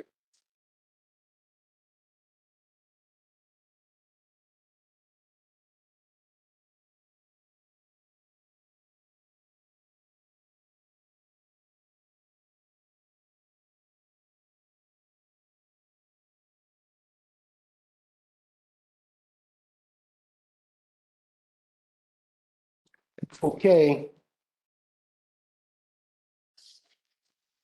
Hello, Ben. Sorry for the Hey, how- delay. It's all right. It's lunchtime. Yeah. Okay, are we back on the record? We are back on the record. I think we're being recorded, right? Yes. Okay. Yes. With respect to 2023-0234, Russell Koenig, this petitioner is seeking relief from 19 NYCRR Part 1220, the 2020 Residential Code of New York State, Section R302.1, titled Exterior Walls. The board makes the following findings. Number one, the subject dwelling has several accessory structures on a significantly developed lot. Number two, these structures include an existing two-story wood frame garage proposed to be modified to a one-story 990 square foot one-story garage, a 435 square foot covered boat slip, and two storage sheds that are each larger than 100 square feet. Number three, the storage shed located closest to the north property line is proposed to be removed, alleviating the need to conform to table R302.1.1. Number four, the north wall of the 990 square foot garage is shown on a survey as being located about 2.6 feet south of the north property line, The petitioner proposes to rate the north wall in order to achieve compliance with Table R302.1.1. In order to achieve full compliance with Table R302.1.1, the soffits and fascia would need to have a minimum 1 hour fire resistance, and any projecting elements within 2 feet of the north lot line would need to be cut back. Number 5, the north edge of the 435 square foot boat slip roof is inches from the north property line at one corner.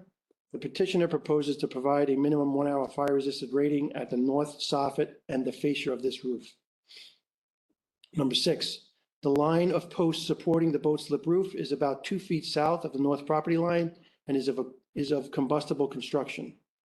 Number 7, the edge of the boat slip roof is about 3.5 feet from the wall of a boathouse located on the north adjacent property with an accessory dwelling located above it. The north property owner has provided a letter expressing no objection to a variance to the state's fire separation provisions in this regard.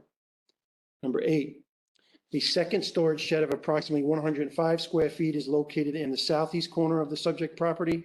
The petitioner has indicated that there are no buildings within 5 feet of the shed and is unable to relocate due to some site constraints.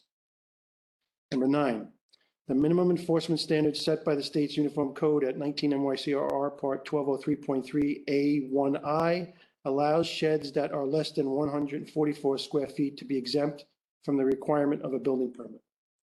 Number 10, if the town regulations were to exempt the 105 square foot storage shed from a building permit, it would not be required to conform to the separation distances in Table R302.1.1 per exception 3 of Section R302.1 of the 2020 Residential Code of New York State.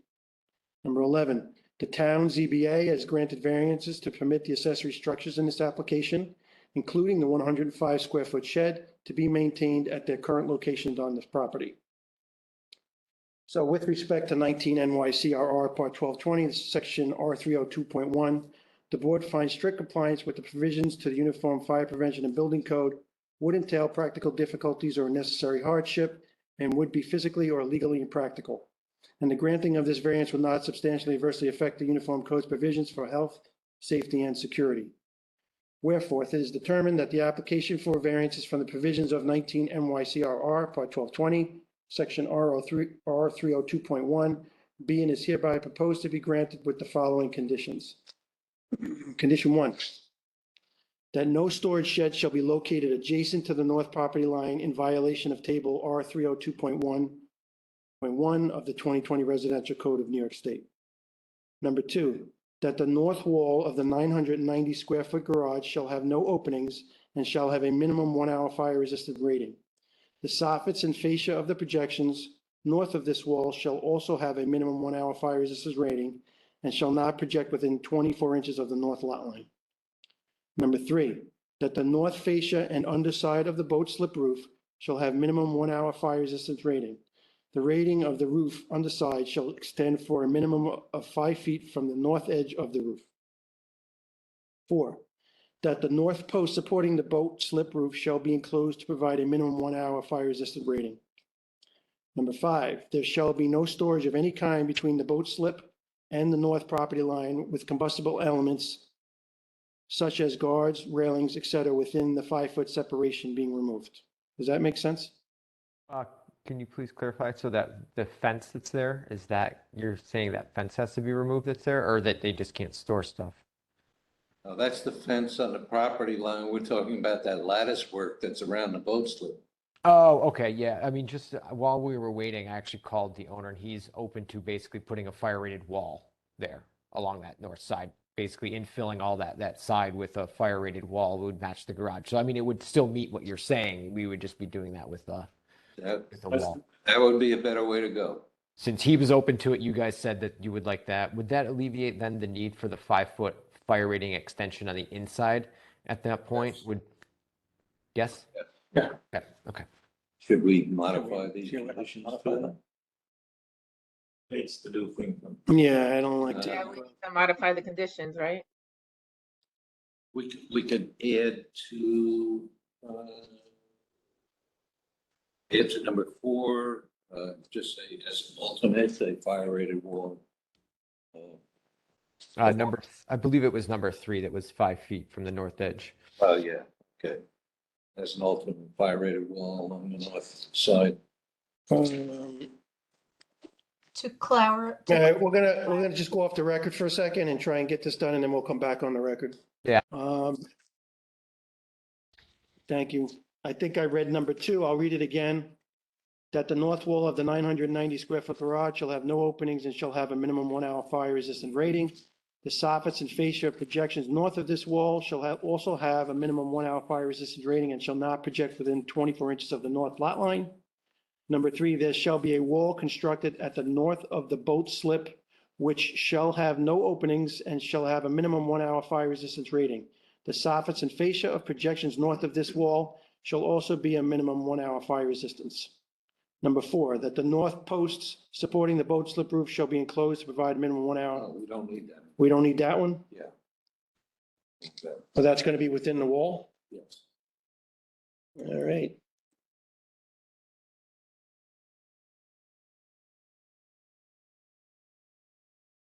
So number 4 will be, there shall be no storage of any kind between the boat slip and the north property line with combustible elements such as guards, railings, et cetera, within the 5 foot separation being removed. Number 5, that the 105 square foot storage shed shall not be used for storage of flammable and combustible materials. And number 6, that in all other respects, the applicable requirements of the Uniform Fire Prevention and Building Code shall be complied with. I need a motion to approve with these conditions. Andy, so moved. May I get a second? Second it. Mr. Pavone, second. All in favor? Aye. Megan, I. Megan, aye. Motion is approved. Furthermore, it should be noted that the decision of this board is limited to the specific building and application before it as contained within the petition and should not be interpreted to give implied approval of any general plan or specifications presented in support of this application. So we approve with those conditions. Any questions, Ben? No, I think we kind of covered them as we went through it. Thank you very much. Okay, thank you.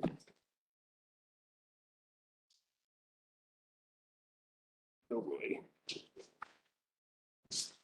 It will, sorry, just to clarify, we'll get a letter then from you guys with that stipulations then at some point. At some point. I think we're averaging what, 4 to 6 weeks? Yes. Usually you get a decision signed in about a month or so. Okay. All right. Yep. Yep. Just trying to figure out time out when I got to go can send my stuff back to the town with the updates. So that's all. Well, if you go back to the town and let them know what the. I'm gonna put you off record then. You can do whatever you want, Lola. Okay, Lola. Thank you. So this is the third and final hearing in the matter of petition number 2023-0399. The petitioner is M.A. Alami, and you're the owners, correct? Yes. Okay. This petition pertains to a variance for a detached dwelling, construction type 5B, 2 stories in height, approximately 2,930 square feet in total gross floor area, located at 669 Thomas Avenue. That's in Baldwin, correct? Yes. Town of Hempstead, County of Nassau, State of New York. Petitioner is seeking relief from 19 NYCRR Part 1220, the 2020 Residential Code of New York State, Section AJ 601.3, Exception 1, which states spaces created in basements may have a ceiling that projects to within 6 feet 8 inches of the finished floor, and beams, girders, and ducts in such space or other obstructions may project to within 6 feet 4 inches of the finished floor. Existing finished ceiling heights in spaces and basements shall not be reduced. The petitioner is seeking a variance to allow ceiling joists in a basement that are less than allowed. Okay, would you like to tell us what's going on today? Yeah, I have a non-family house and it is a 5-bedroom and I have 1 bathroom, main floor.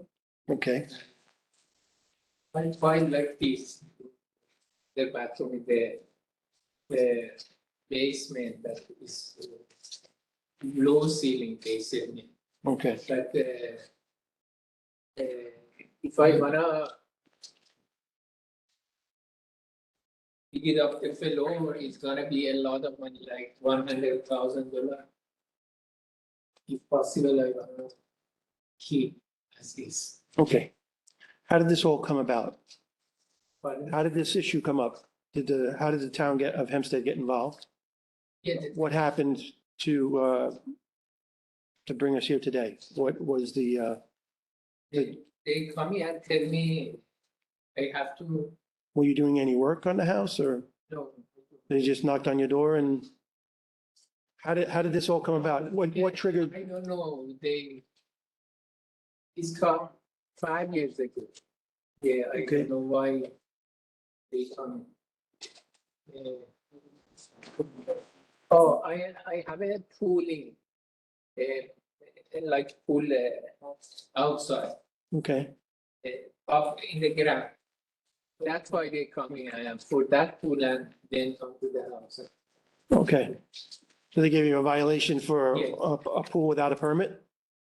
Yeah, I removed that. Okay, and then, I have a shed, my shed was high. They tell me you have to remove, okay, bring down the height of shed. I do that too. okay. So you mentioned early on that you have a 5-bedroom house? Yes, I. Are any of the bedrooms in this basement area? Do you have a No, bedroom in the no. basement? No? So you're just using the basement as storage? Yes, Okay. only storage and only I use the You bathroom want to be able to use the bathroom? And the laundry. and laundry. So in the code, we have these requirements that they have to be a certain height for many reasons. Head height is important, that it's a certain height so you don't bump your head if you're walking down there.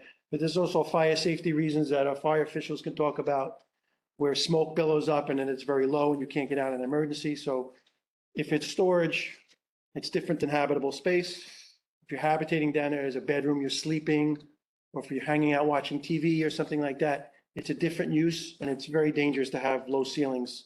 So we're just going to ask you some questions today and try and get through this and see if we can somehow find a way or a path to grant a variance. So with that, if anybody has any questions, feel free to start asking. Could you just state your name for the record? I just apologize because looking at the application, and it says it's a corporation that owns the house, is that correct? Yes, So just if you, and also, do you live at that house? yes, yes. This is for my daughter. My daughter house. Okay. I buy for my daughter. And just what's your name? And I want to address you properly. In M.A. Alam. My name is Muhammad Ali Alam. My Okay, ID is M.A. Alam. thank you very much. So your daughter's going to reside at the house. Anybody else with your daughter? Any children or? Hopefully, but not at this time. Okay. Four of you are looking. Well, God bless her. Let her enjoy her single life. Okay, You said you own the house since 2009. Yes, Did you sustain any sandy damage in 2012? no, at all, no, And there was no claim to any insurance for No. water or anything like that? no, Okay. at all. So,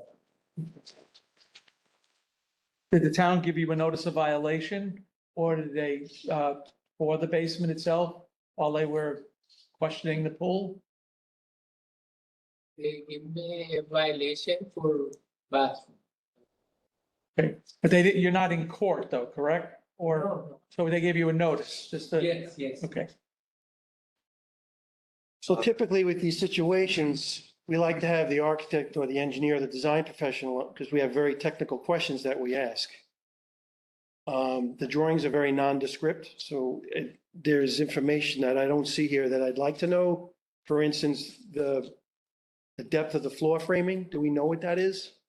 The existing floor structure above the basement? Yeah, so the drawings don't show any sign and seal drawings.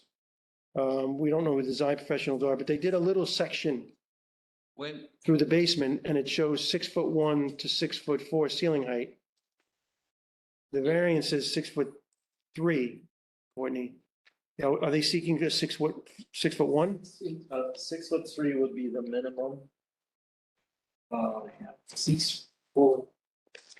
When was the house constructed? Do you know? I'll go 6'1". Under the year 25. We need to speak one at a time, and if you could speak up so we can hear. Yeah, I'm sorry. So I answered this question. What was the answer to his question? He asked me what is the year of the. Okay.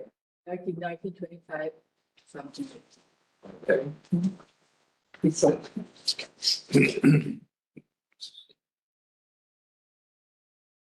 We got some questions? Anybody in? So there's no construction going on. The whole purpose of this drawing was just for the legalization of the basement. You're right, Mr. Chairman. The bathroom is shown as 6'1", which is seeming like that.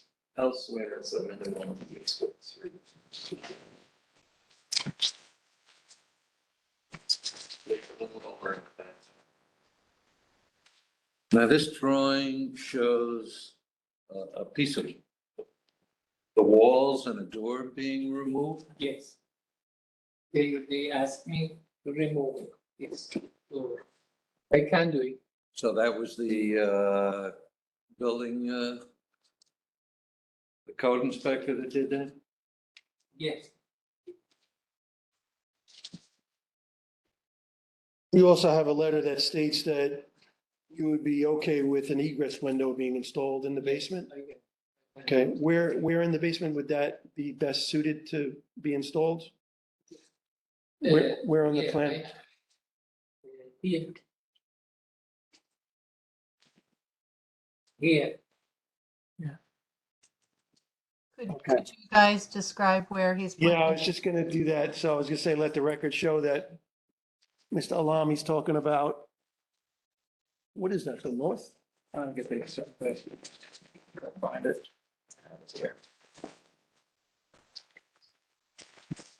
Can you see that? Yes, the bathroom's on the upper right. So that Yeah. would be the Okay. southwest corner, or southwest area, southwest area. That I was, see if that. it's that one right there. So just so everybody knows, and for the record, I guess the wall at the bottom of the sheet of the plan is facing south. South. So it'd be the southwest side of the Side. basement. Southeast. Did I say Sorry, west? sorry, southeast, I thought. Southeast. Southeast corner where that Apologize, existing Greg. window is. Closest to So the is electric. it's the existing window, not where the closet is, right? So it's along. The window closest to the electric panel, gas meter closet. Okay, Southeast. One of the drawings is incorrect. It doesn't show a window there. Yeah. So you mentioned removing the wall with the door in the northwest corner storage room.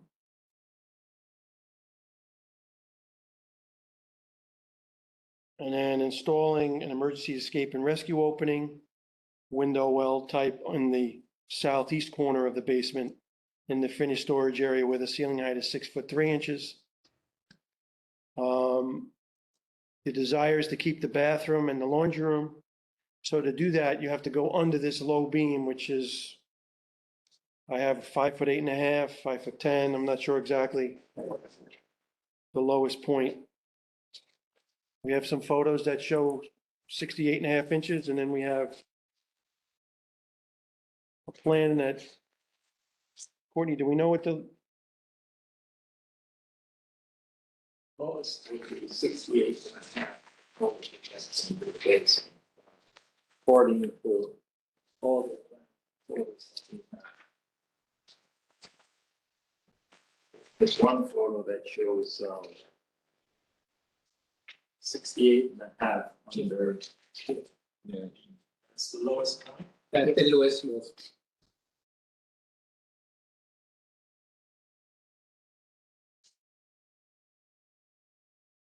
so if we have a ceiling height going to the bathroom, that's 75 inches. And we have a projection down at 68. We have approximately 7.5 to 8 inch drop beam in that area.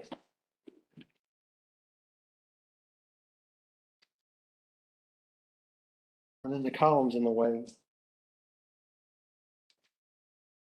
Is there a way to get that beam up in the floor? No? Did you get a price to do that or no? It's not possible, better to go down the floor. That's when I get the price. Couple of them, because they have to go under the foundation section, if I wanna dig it up the floor. And So- it's gonna be like 100,000. So there's if you come down the stair and you make a left Yeah, and you go back towards the bathroom, there's a column right there. yes, From that column to the concrete wall, yeah. I don't know, maybe it's about 10 feet. Uh, It's not dimensioned, but I'm just looking at the other dimensions. It's about 10 feet, maybe 9 feet. yeah, Is there a way you can take that girder out and put it up in the floor structurally from the column to the wall? You put temporary walls up and then you put a beam up in the ceiling to get that 5 foot, what is it? It's very low. very expensive. Yeah, I would say it's probably like 3,500, 3,000, maybe 35.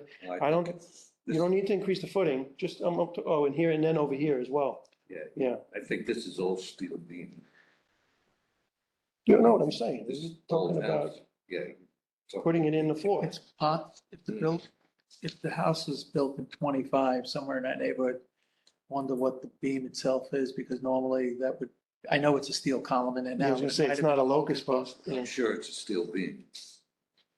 Yeah, Well, going back that far, that's gonna then be a real, you'd have to take the whole beam. okay. Would you be able to speak on your daughter's behalf and be okay with storage use only in the basement? And it would be conditioned on a CO for storage only? Yeah, No play space for children, no recreation space, just storage? yes, this was good. Okay, we've done that before, and I'm only speaking for myself, not the other board members, but we've done that before in the past. Where we had you put padding on the beam or paint it in a different color that's bright so somebody could see it, and some other conditions. Because it's low. And then also on the way to the laundry room. You know, the beam is the same height, correct? Yeah, approximately, yes. But it is a little like, that, not too Yeah. much. So the town requested, the plan examiner, town looks like requested in yellow to remove that Yes. doorway. Yes. Would you be agreeable to taking out the closet that's right there also and opening that entire space? Yes, yes, Making it one big open unfinished space? yeah, I can do. Except for the I'm sorry, boiler room. finished storage. Right here, this space right there. Yeah, so you'll have one big L-shaped storage Right. with So the wall laundry. would be here and that would be it. Can I ask, you said this was a 5-bedroom house? Where I are the did. bedrooms? Where are each of those bedrooms located? 3 in the main floor, 2 in second floor. 3 on the first floor, 2 on the second floor, Megan. Okay. Okay, it's sort of like an old craftsman, you know, Okay. a bungalow where they had the, Yeah. yeah. Yeah, I also see that it was described as 2,900 square feet, but it only has a 30 by 35 footprint, which is only about 1,000 square feet. So the square footage that you listed on your application includes the basement? Yes. Yeah. Yes. Courtney said yes. Okay. So we're talking about storage only, opening up the wall to the, between the storage space and the, what is that, the northwest corner? Contrasting paint or padding on the beam. The door to the boiler room says fireproof self-closing. We've asked as a condition before it, for the walls around the boiler room to be fire rated. Do you know if they have some kind of fire resistant? Are they Yeah, it is a 5/8 sheet rock, all the border, on both sides? everywhere. The boiler. Okay, so that's not difficult to get. Right, you have that separate combustion makeup air in that room from outside? Yeah, a 4-inch pipe come from outside or air. The boiler. I just want to be clear what you said. There's a vent coming from a Yes. 5-inch vent? 4-inch 4-inch vent, okay, come from outside, top of boiler room. okay. Did the plan examiner give you any indication why they wrote state variance laundry room? Probably the ceiling height, no? Probably the ceiling. But the boiler, I have the permit for boiler. The inspector come, check everything and Okay. give the permit. So the building, Full permit. yeah, the building code doesn't require a fire rating around the boiler room, but we usually ask for it if we approve, basement space. Okay, so it might be something we'll ask for, and it sounds like you already have it. Yeah, the boiler, 2 years ago, because they tell me I changed the boiler. And I get the permit, change the boiler, they come check everything, and I have permit. Okay. My permit for boiler is closed. Okay. For this air combustion, okay, Okay. We have smoke detector, carbon Yeah. monoxide detector. every,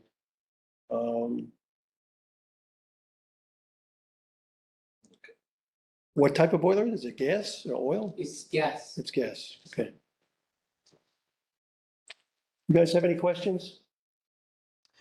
I'm sorry, you said you rent this now? No, he owns it and it's for his daughter, or for their daughter, And who's been living in it recently? who resides there now? Right now, no, but my daughter, Okay, Who lived there before? before renting, The whole house? yes, the whole, And there was nobody living in the basement? no, no.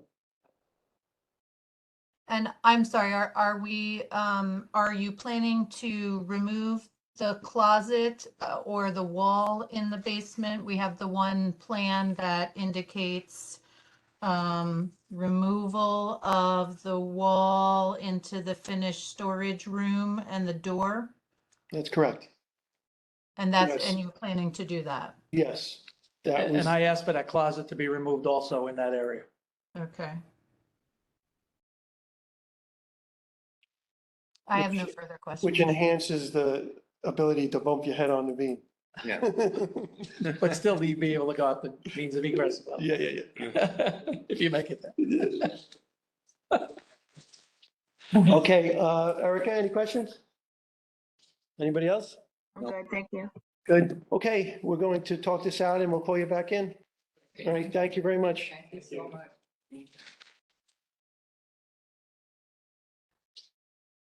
Okay, with respect to petition number 2023-0399, M.A. Alami, petitioner is seeking relief from 19 NYCRR Part 1220, the 2020 Residential Code of New York State, Section AJ 601.3, Exception 1. The board makes the following findings. Number one, subject petition pertains to a basement which has been finished without the benefit of a permit. Number two, the petitioner considers it burdensome to remove all the basement's interior furred out walls and finishes. Number three, the petitioner's plans identify the basement spaces as a toilet room, a laundry room, a boiler room, and 2 finished storage rooms. Number four, the ceiling height in the finished basement is approximately 6 feet 3 inches, except for the bathroom, which is 6 feet 1 inch, with chipboard ceilings installed tight against the floor joists above. Excuse me. Number five, a central girder projects below the ceiling, the general ceiling, and has a finished headroom of approximately 5 feet 8 inches at its lowest point. An unenclosed drain pipe with a headroom of 5 foot 10 inches also projects below the basement ceiling. Number six, 5 feet 10 inches is the average height of adult males according to anthropometric data in the NFPA Life Safety Code. Number seven, painting these projections in a contrasting color would call attention to the obstructions and alert occupants to avoid coming into contact with it. Number eight, installing emergency lighting to illuminate the basement space in the event of a power failure will also provide a safety benefit. Number nine, all the electrical lighting fixtures throughout the finished basement appear to be recessed above the ceiling plane. Number 10, the basement appears to be conditioned and there is baseboard heating installed throughout. Number 11, exit from the basement is via an interior set of stairs to the first floor. The basement does not have an emergency escape and rescue opening, but the petitioner has offered to install one in documents accompanying his application. Number 12, installing electrically wired smoke alarms within the basement connected to at least one similar device located on the main level of the building would, if properly maintained, provide warning to persons using the basement in advance of a smoke-related emergency.